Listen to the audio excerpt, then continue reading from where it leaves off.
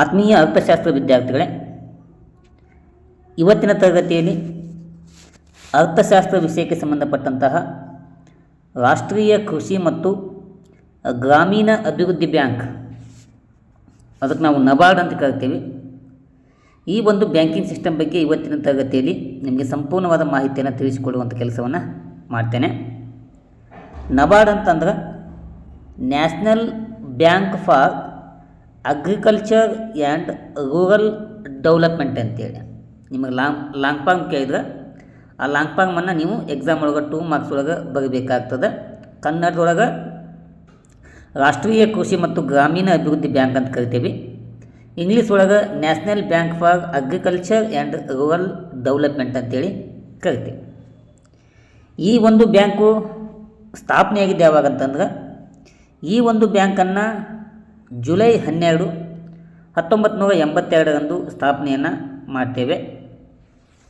ಈ ಬ್ಯಾಂಕನ್ನು ಸ್ಥಾಪನೆ ಮಾಡಲು ಶಿಫಾರಸು ಮಾಡಿರುವಂಥ ಸಮಿತಿ ಯಾವುದಂತಂದ್ರೆ ಅದು ಬಿ ಶಿವರಾಮನ್ ಸಮಿತಿಯ ಶಿಫಾರಸಿನ ಮೇರೆಗೆ 1982 ಒಳಗೆ ಈ ಬ್ಯಾಂಕನ್ನು ಸ್ಥಾಪನೆ ಮಾಡಲಾಗ್ತದೆ.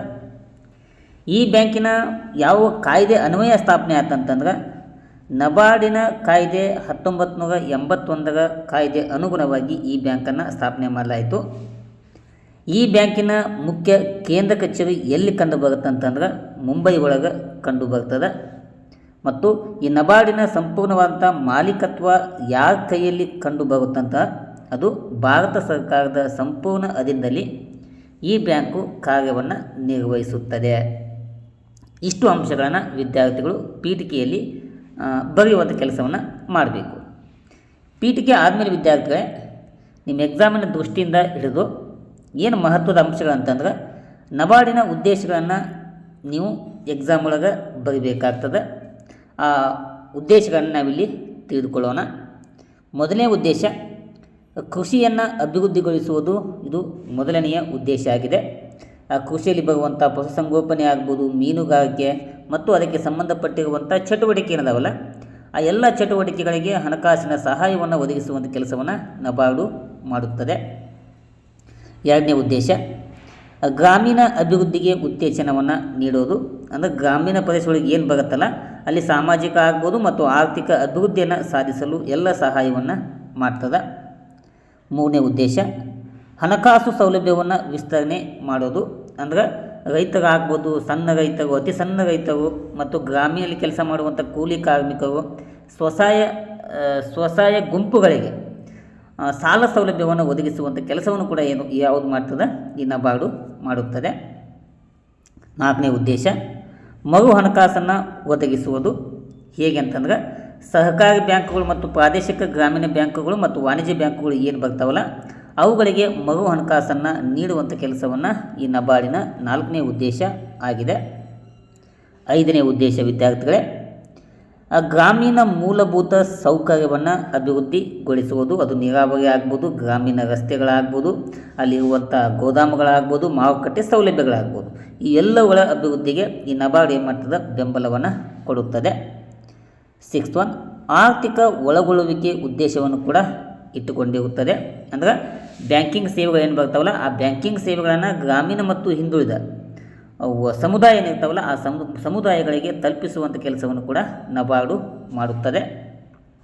7ನೇ ಉದ್ದೇಶ ಉದ್ಯೋಗವನ್ನು ಸೃಷ್ಟಿ ಮಾಡುವುದು.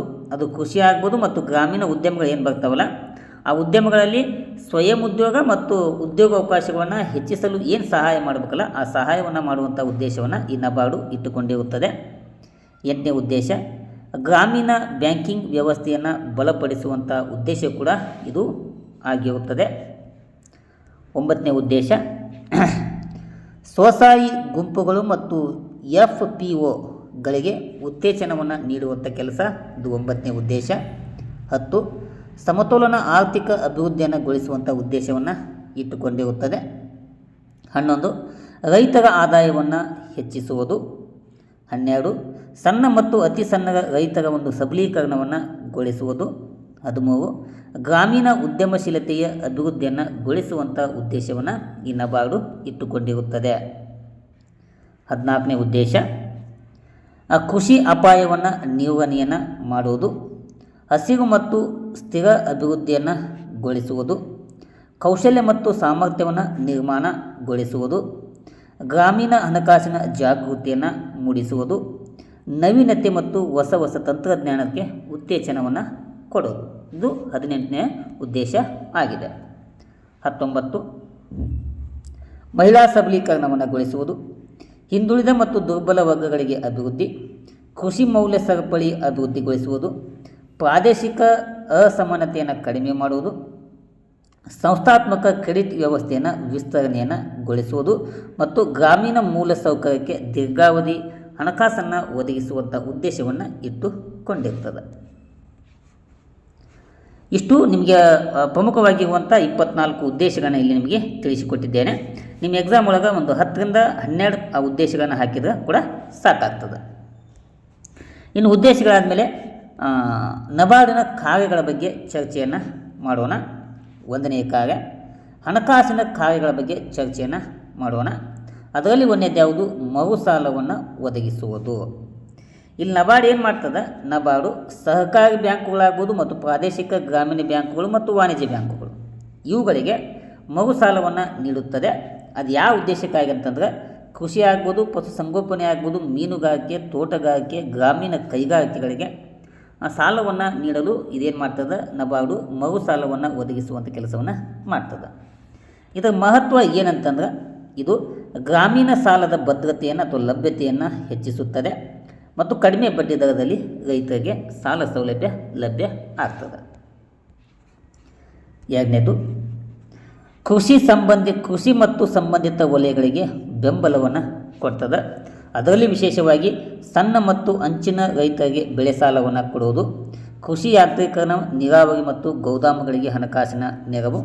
ಇದರಿಂದ ಏನಾಗ್ತದೆ? ಕೃಷಿ ಉತ್ಪಾದಕತೆ, ಆದಾಯ ಮತ್ತು ಉದ್ಯೋಗ ಏನಾಗ್ತದೆ? ಹೆಚ್ಚಳವಾಗುವಂಥ ಸಾಧ್ಯತೆ ಇರ್ತದೆ. ಇದು ನಿರ್ವಹಿಸುವಂಥ 2ನೆಯ ಕಾರ್ಯ. 3rd ಒನ್ ಯಾವುದು? RIDP ಗ್ರಾಮೀಣ ಮೂಲಸೌಕರ್ಯ ಅಭಿವೃದ್ಧಿ ನಿಧಿ ಅಂತ ಕರಿತೀವಿ. ಈ ನಿಧಿಗೆ ಹಣಕಾಸನ್ನು ಒದಗಿಸುವಂಥ ಕೆಲಸವನ್ನು ಮಾಡ್ತದೆ. ಯಾಕಂತಂದ್ರೆ ಗ್ರಾಮೀಣ ರಸ್ತೆಗಳಾಗ್ಬೋದು, ಸೇತುವೆಗಳು, ನೀರಾವರಿ ಸೌಲಭ್ಯ, ಅದರಲ್ಲಿ ವಿಶೇಷವಾಗಿ ಕುಡಿಯುವ ನೀರು, ಶಾಲೆ ಮತ್ತು ಆಸ್ಪತ್ರೆಗಳಿಗೆ ನಿಧಿಯನ್ನು ರಾಜ್ಯ ಸರ್ಕಾರಗಳ ಮೂಲಕ ಏನು ಮಾಡ್ತದೆ? ಅನುಷ್ಠಾನಗೊಳಿಸುವಂಥ ಕೆಲಸವನ್ನು ಈ ನಬಾರ್ಡು ಮಾಡ್ತದೆ.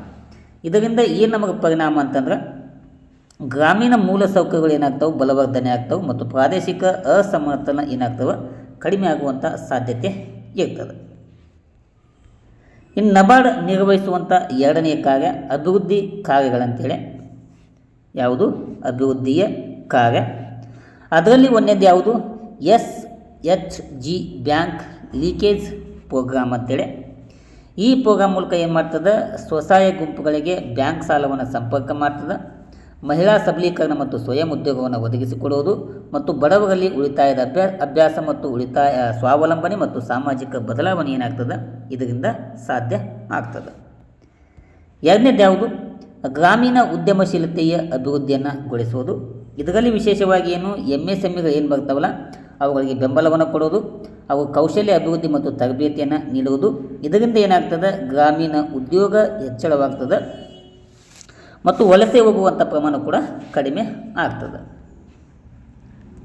3rd ಒನ್ ಬುಡಕಟ್ಟು ಮತ್ತು ಜಲಾನಯನ ಅಭಿವೃದ್ಧಿ ಕಾರ್ಯಕ್ರಮಗಳಂತೇಳಿ ಇದನ್ನು ಕೂಡ ನಿರ್ವಹಿಸುವಂಥ ಕೆಲಸವನ್ನು ಮಾಡ್ತದೆ.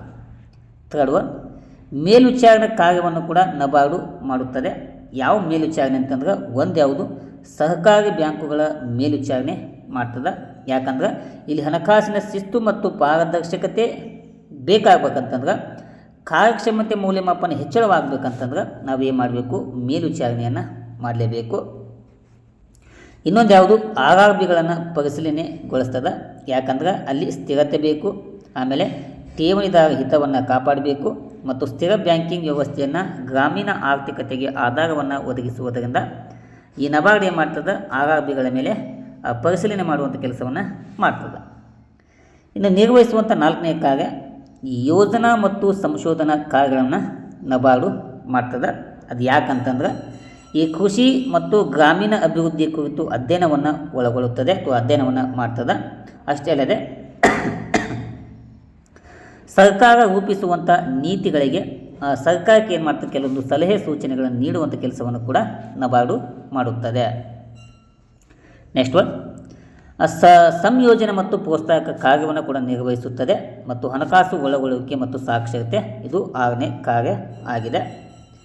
ಇಷ್ಟು ಕಾರ್ಯಗಳು ಆದಮೇಲೆ ಇನ್ನೊಂದು ಪ್ರಮುಖವಾದ ಟಾಪಿಕ್ ಯಾವುದು, ನಬಾರ್ಡಿನ ಪ್ರಮುಖ ಯೋಜನೆಗಳು ಮತ್ತು ನಿಧಿಗಳ ಬಗ್ಗೆ ನಾವಿಲ್ಲಿ ತಿಳಿದುಕೊಳ್ಬೇಕಾಗ್ತದೆ. ಯೋಜನೆಗಳು ಮತ್ತು ನಿಧಿಗಳು, ಒಂದನೇದು ಯಾವುದು, ಗ್ರಾಮೀಣ ಮೂಲಸೌಕರ್ಯ ಅಭಿವೃದ್ಧಿ ನಿಧಿ ಅಂತೇಳಿ RIDP ಅಂತ ಕರಿತೀವಿ. ಇದು ಬಂದಿದ್ದು ಯಾವಾಗ ಅನುಷ್ಠಾನಕ್ಕೆ, 1995-96 ಅನುಷ್ಠಾನಕ್ಕೆ ಬಂತು. ಇದು ಒಟ್ಟು ಮಂಜೂರಾದ ಹಣ 5 ಲಕ್ಷ ಕೋಟಿಗಿಂತ ಹೆಚ್ಚು ಆಗಿದೆ. ಯೋಜನೆಗಳ ಸಂಖ್ಯೆ 8 ಲಕ್ಷಕ್ಕಿಂತ ಹೆಚ್ಚು. ಇದರ ಮಹತ್ವ ಏನಂತಂದ್ರೆ ಗ್ರಾಮೀಣ ಆರ್ಥಿಕ ಚಟುವಟಿಕೆಗಳಿಗೆ ವೇಗವನ್ನು ನೀಡಿದೆ.